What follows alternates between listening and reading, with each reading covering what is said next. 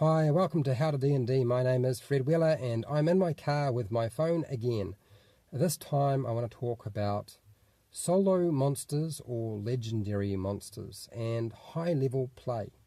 Now, one of the great things about Dungeons & Dragons 5e is there are legendary actions where you have creatures that can do things outside of their turn, which is a really good idea. But as you get higher and higher in level, it doesn't matter. Solo creatures just can't hold up. And I know a lot of people say, look, if you're going to have a solo creature, just don't have a solo creature. Make sure they have minions so that they can actually sort of soak up some of the damage, which is a good idea, but it creates more stuff for you to actually have to track, which is a pain in the ass. As a dungeon master, I don't like having to track a lot of stuff. I want my life to be easy. And I have developed a new way of approaching things. I'm about to test it. So this advice is not stuff that is tested. This is something I'm about to do, and I thought you might be interested to hear about it, and then I will tell you the results of it, and if it's worked out well, it's good news. So instead of using lots and lots of minions that I have to track, and skipping the whole idea of using the legendary actions, because at really high levels they just don't have enough attacks on their own, I am going to run what is a creature that has its own turn and actions just like any legendary creature might have, but instead of legendary actions which you have to actually track, every single turn the players actually have a turn. At the end of their turn, this creature or monster or NPC is going to have an action.